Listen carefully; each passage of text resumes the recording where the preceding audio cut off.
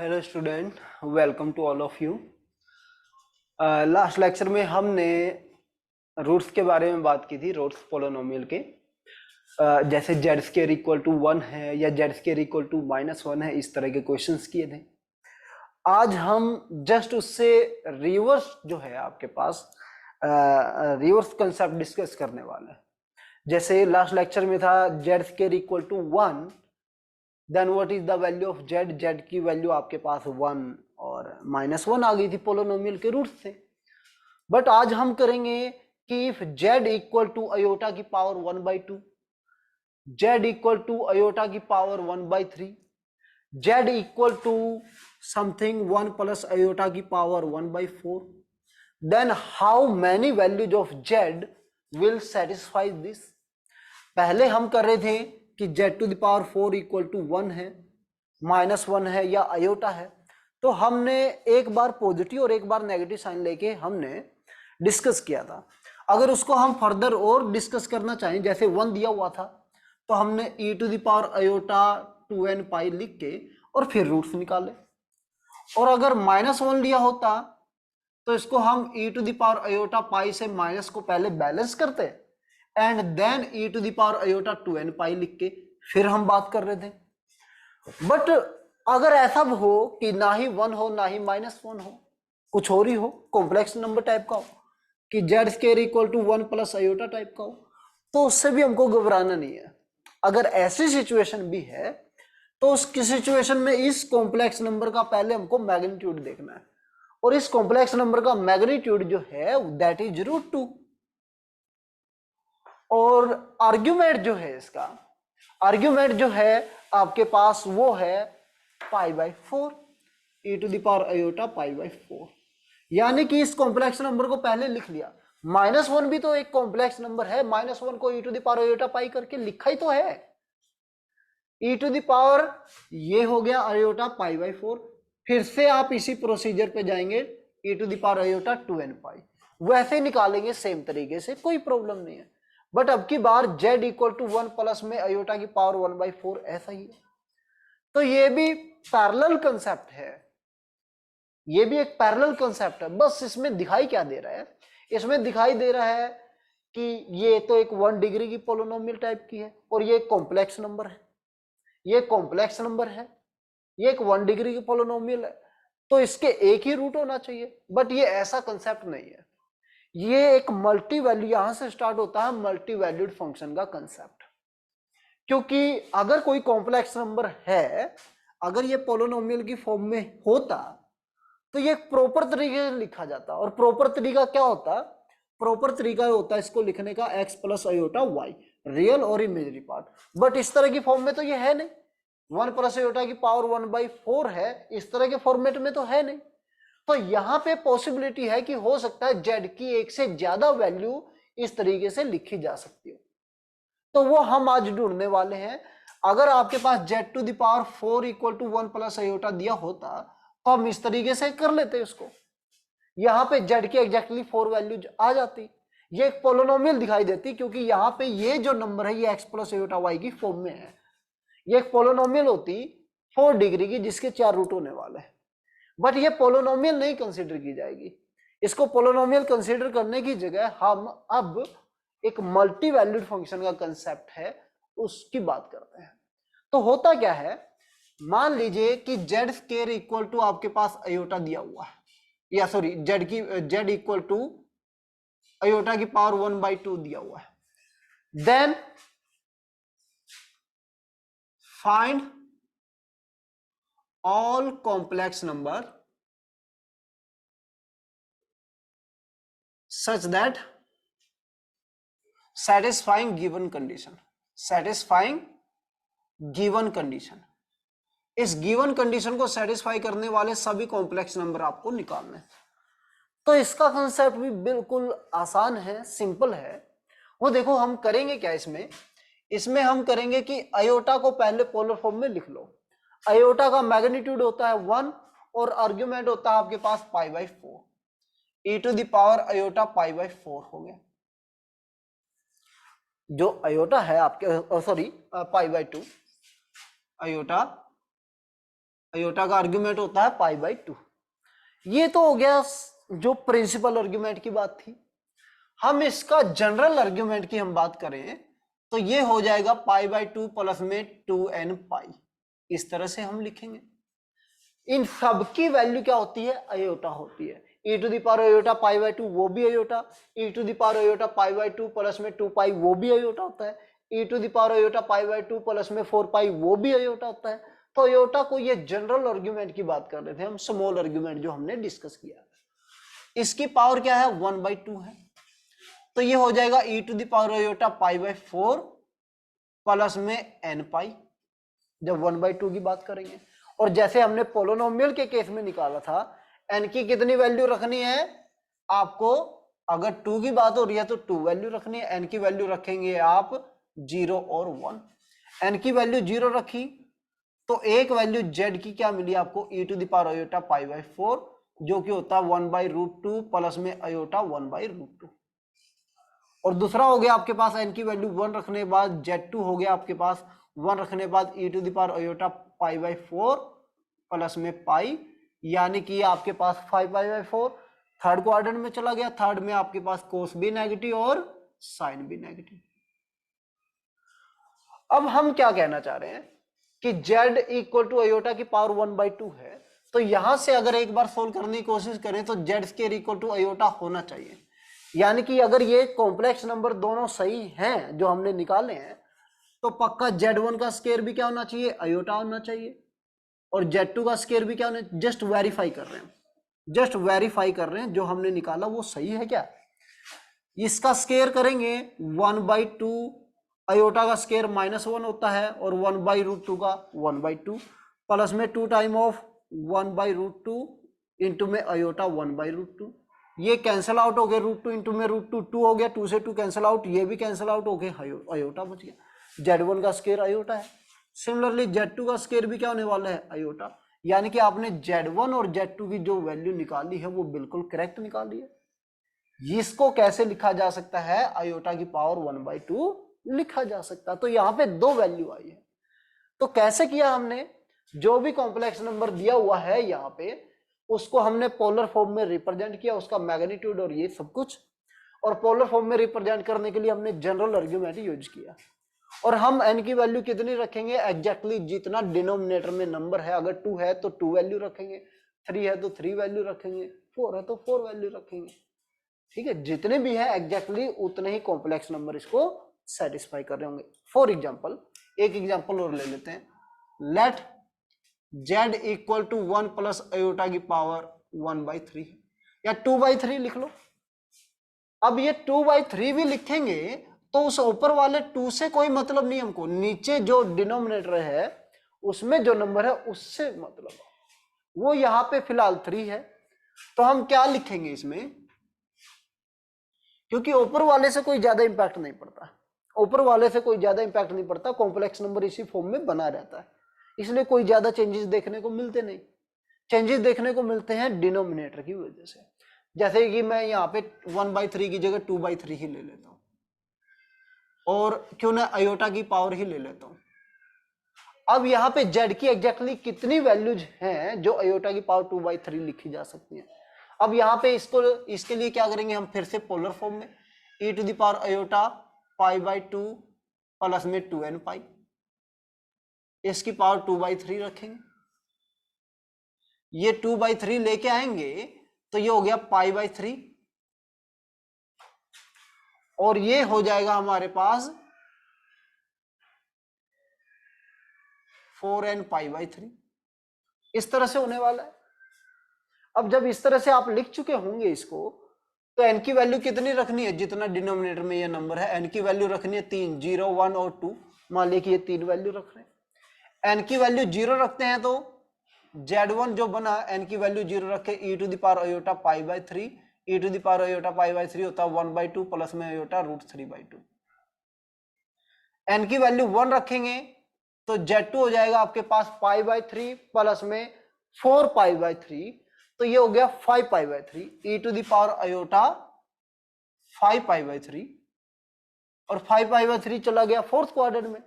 Fourth quadrant में cos positive होता है और साइन नेगेटिव होता है। n की वैल्यू 2 रखेंगे तो ये हो गया आपके पास 8 पाई प्लस में पाई 9 पाई बाई 3, 9 पाई बाई 3 हो गया आपके पास 3 पाई ई टू द पावर आयोटा 3 पाई, ये होता है आपके पास -1। तो हम अगर यहां पे चेक करें तो इनकी पावर्स की हम बात करें, अब यहां पे अगर हम इनकी पावर की बात करें तो इस पोलिनोमियल इसको कैसे लिखा जा सकता है, 3 पावर उधर लेके जाते हैं, z cube equal to iota square, ऐसे लिखा जा सकता है। Z cube equal to iota square है, आयोटा स्केयर होता है -1, तो आप देखिए इनका क्यूब पक्का -1 बनेगा। Z3 का क्यूब -1 का क्यूब -1 होता है। Z1 का क्यूब करेंगे, इसका क्यूब करेंगे, Z1 क्या है यहां पे हमारे पास, Z1 हमारे पास है 1/2 प्लस में आयोटा √3/2। इसका अगर क्यूब करेंगे तो मुझे उम्मीद है इसका क्यूब -1 आ रहा होगा।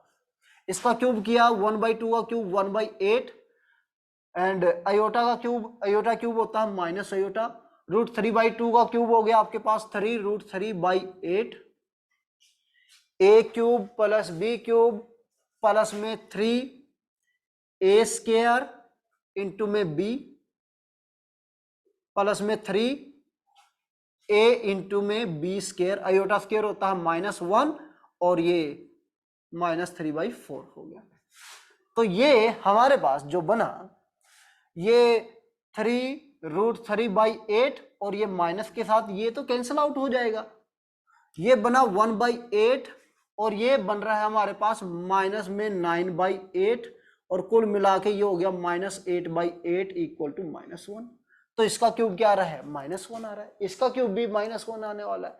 तो इस तरह से हम क्या निकालेंगे कि अगर कोई कॉम्प्लेक्स नंबर इस तरह के फॉर्मेट में है तो हम एग्जैक्टली कितने कॉम्प्लेक्स नंबर ऐसे हैं जो ये वैल्यू देने वाले हैं वो हम निकाल सकते हैं।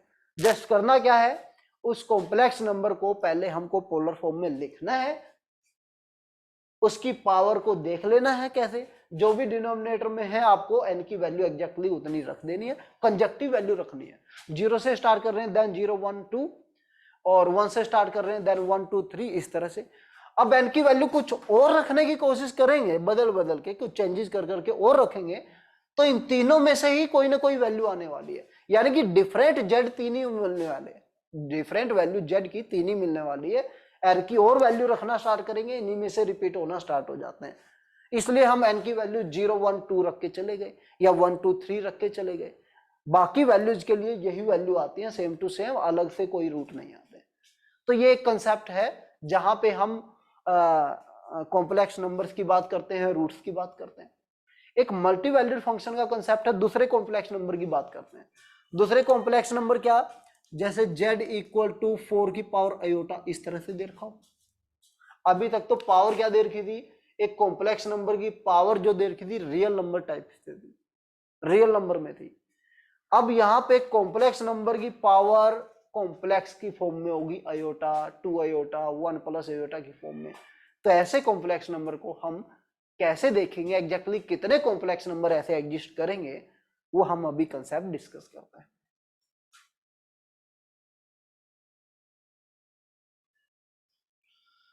इस कंसेप्ट को हम दो तरीके से पढ़ने वाले हैं।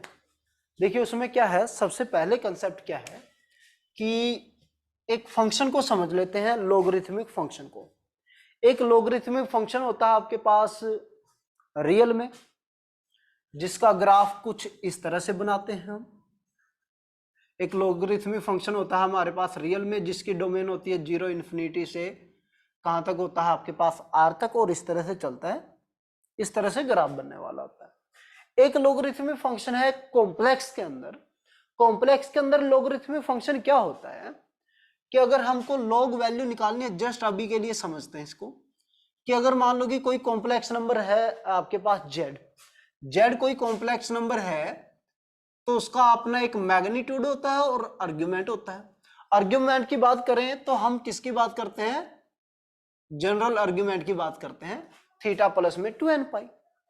तो जब हम इसकी बात करते हैं log z की, तो log z की वैल्यू होती है log ऑफ इसका मैग्नीट्यूड r है और आर्ग्यूमेंट मान लिया कि थीटा प्लस में 2n पाई है, स्मॉल आर्ग्यूमेंट की हम बात कर रहे हैं, तो इसकी वैल्यू हो जाती है natural log r। Natural log r मतलब जो रियल में हम निकालते हैं जिस तरह से वैल्यू, वो प्लस में आयोटा आर्ग्यूमेंट ऑफ z यानी कि थीटा प्लस में 2n पाई। इस तरह से हम वैल्यू निकाल रहे हैं, यानी कि इसकी वैल्यू क्या हो गई, ln मैग्नीट्यूड ऑफ z, जो भी कॉम्प्लेक्स नंबर का मैग्नीट्यूड होगा, ये तो रियल में चला गया एक तरह से, प्लस में आयोटा, ये क्या है, स्मॉल आर्ग्यूमेंट ऑफ z।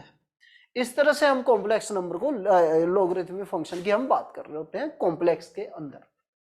ये है आपके पास, और एक प्रिंसिपल लॉगरिथमिक फंक्शन होता है, principal logarithmic function.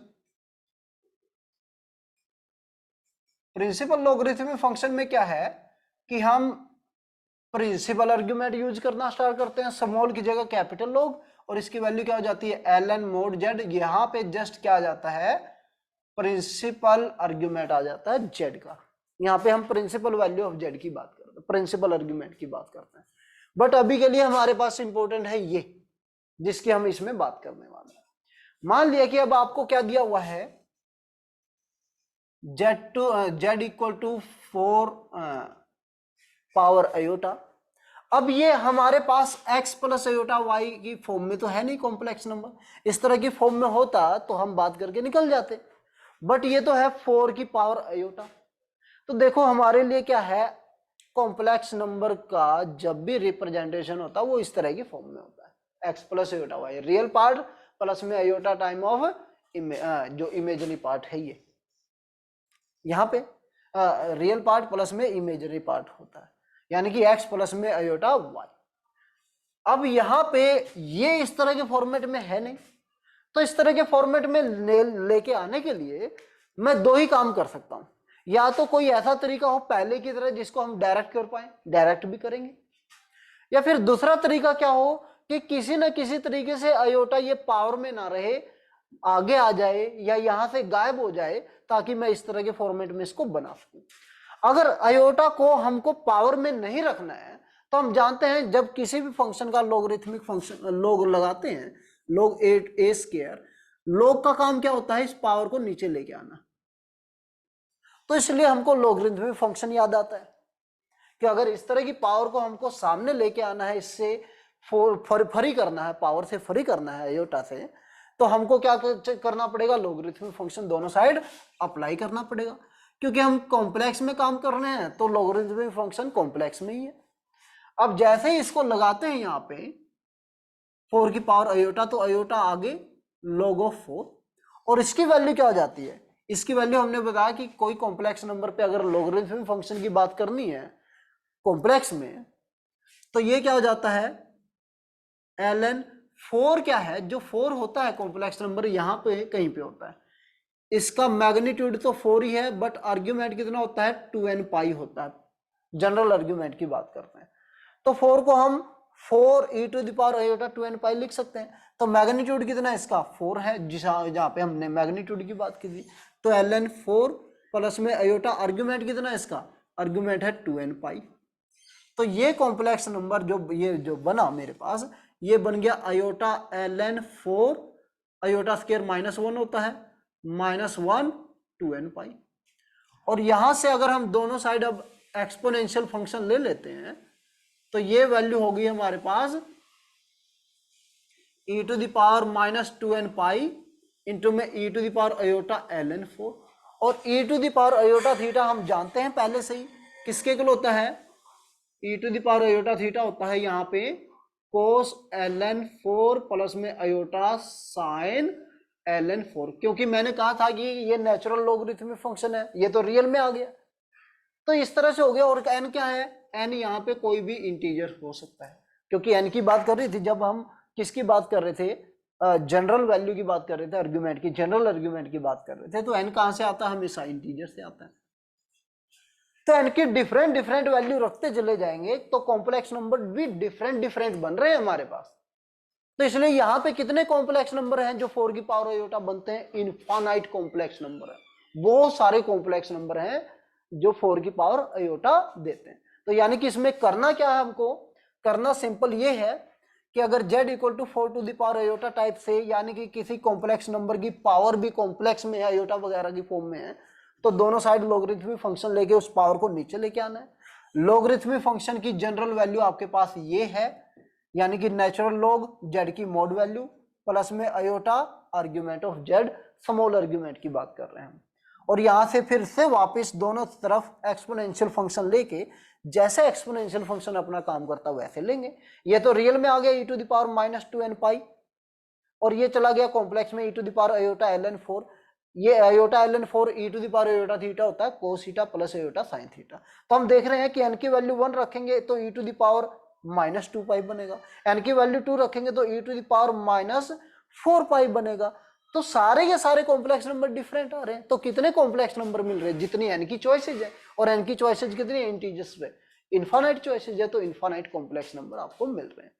Another way क्या हो सकता है? अनदर वे इसके लिए, अनदर वे जैसा पहले की तरह हमने किया था, तो हम कैसे लिख सकते हैं इसको? इसको हम लिख सकते हैं z equal to 4 to the power iota. 4 की आप जनरल वैल्यू लिख लीजिए, पोलर फॉर्म में लिख लीजिए। 4 e to the power iota 2n pi होगी, पोलर फॉर्म में मैग्नीट्यूड 4 है और आर्ग्यूमेंट 2n पाई है। इसकी पावर क्या है? आयोटा है। अब आपने अपना काम कर दिया, आगे आयोटा काम करेगा। 4 to the power iota e to the power iota square क्या होता है? आयोटा स्केयर होता है आपके पास -1 माइनस में 2n पाई। बट इसमें और इसमें डिफरेंस क्या आ गया? इसमें और इसमें डिफरेंस ये है, अब ये तो आपके पास जनरल आर्ग्यूमेंट के कोरस्पॉन्डिंग था, और ये वैल्यू जो है हमारे पास अब जो रह गई है, ठीक है, इसको हम प्रिंसिपल आर्ग्यूमेंट के को लेके हम सोल्व कर रहे होंगे। तो यहां पे इसकी वैल्यू क्या हो जाएगी? 4 टू द पावर आयोटा को लिखा जा सकता है, अब यहां पे 4 टू द पावर आयोटा को लिखा जा सकता है, मैं इसमें एक्सपोनेंशियल ले लेता हूं और लॉगरिथमिक ले लेता हूं। आप जानते हैं एक्सपोनेंशियल और लॉगरिथमिक एक दूसरे के इनवर्स होते हैं, ठीक है। तो ये 4 टू द पावर आयोटा ही बन जाएगा। तो हम इसको लिखेंगे e to the power log direct ऐसे, इंटू में e to the power minus 2n pi, और ये क्या हो गया? आयोटा आगे e to the power iota ln, sorry क्योंकि हमने किसकी बात की है, ठीक है, नेचुरल लॉगरिथमिक फंक्शन की बात कर रहे थे हम। यहां पे किसकी बात कर रहे हैं? नेचुरल लॉगरिथमिक फंक्शन की। तो यहां पे हो गया ये ln 4 e to the power minus 2n pi, और इसकी वैल्यू होगी e to the power minus 2n pi cos ln 4 plus में iota sine ln 4, natural logarithmic function. यानी कि इसके बाद हम नेचुरल लॉगरिथमिक फंक्शन लेके, यानी कि यहां पे लेना पड़ता तो लॉगरिथमिक फंक्शन की बात करनी पड़ती, और यहां पे लेना है तो नेचुरल लॉगरिथमिक फंक्शन लेके आप काम करिए, काम बन जाता है। एक एग्जांपल और देख लेते हैं इस पे। एक एग्जांपल क्या कि z इक्वल टू दिया हुआ है हमारे पास जैसे 1 प्लस आयोटा की पावर 2 आयोटा टाइप से, ऐसा कुछ। तो हम लॉगरिथमिक फंक्शन की बात करेंगे फिर से, तो 2 आयोटा आगे log ऑफ 1 प्लस आयोटा, और log ऑफ 1 प्लस आयोटा इस कॉम्प्लेक्स नंबर को अगर लिखें तो इसका मैग्नीट्यूड √2 है, और आर्ग्यूमेंट कितना है आपके पास? π/4 प्लस में 2n पाई। इस तरह का कॉम्प्लेक्स नंबर है ये। 1 प्लस आयोटा आर्ग्यूमेंट होता है, ओरिजिन से डिस्टेंस √2 होती है, और मैग्नीट्यूड, और आर्ग्यूमेंट होता है π/4 प्लस में 2n पाई। अब फिर से हम लॉगरिथमिक फंक्शन कैसे काम कर रहा है वो देखेंगे। Natural logarithmic function magnitude of z, वो मैग्नीट्यूड √2 है, प्लस में आयोटा आर्ग्यूमेंट कितना है? π/4 प्लस में 2n पाई है। तो यहां से 2 आयोटा से मल्टीप्लाई करने के बाद ये 2 आयोटा ln √2, और ये हो गया हमारे पास आयोटा स्क्वायर -1 होता है, तो ये 2 से मल्टीप्लाई करने के बाद ये π/2 प्लस में 4n पाई, इस तरह से लिख सकते हैं। अब यहां पे z की वैल्यू क्या हो जाएगी? एक्सपोनेंशियल फंक्शन ले लीजिए दोनों side, e to the power 2 iota ln √2 into में e to the power minus pi by 2 plus में 4n पाई। और यहां पे आप ln रूट 2 को 2 की पावर 1/2 लिख सकते हैं, 1/2 आगे आ जाएगा। तो आप इसको फर्दर अगर लिखना चाहते हैं और ज्यादा सोल्व करना चाहते हैं तो आप इसको लिख सकते हैं e to the power 2 iota, ये वैल्यू हो जाएगी 1/2 नेचुरल लॉगरिथमिक फंक्शन 2, और ये कैंसल आउट हो गए, 2 से 1/2 कैंसल आउट हो गए, आयोटा log 2 ln 2 बचेगा। इसकी वैल्यू लिखेंगे हम e to the power minus pi by 2 plus में 4n पाई, जहां पे n कोई भी इंटीजर है, और ये बचेगा 2 से 2 कैंसल आउट हो गए, iota ln 2 e to the power iota theta होता कोस थीटा प्लस में आयोटा साइन थीटा। तो इस तरह से बन जाएगा। और n की वैल्यू कहां से है, इंटीजर से है, तो फिर से आपके पास इनफाइनाइट वैल्यू मिल गई z के लिए।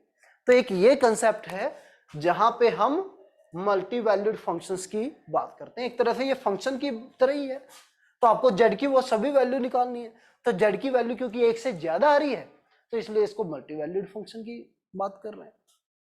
तो ये कंसेप्ट है, ये कोई पोलिनोमियल नहीं है। अगर पोलिनोमियल की तरह देखें कि पोलिनोमियल 2 डिग्री की 3 डिग्री की, नहीं, ये जस्ट एक फंक्शन की तरह है। और इस फंक्शन की वैल्यू क्या है आपके पास, इसके लिए z की बहुत सारी वैल्यू जा रही है, इनफाइनाइट वैल्यू जा रही है, इसलिए इसको मल्टी वैल्यूड फंक्शन बोल रहे हैं। चलिए मिलते हैं फिर नेक्स्ट लेक्चर में। Thank you.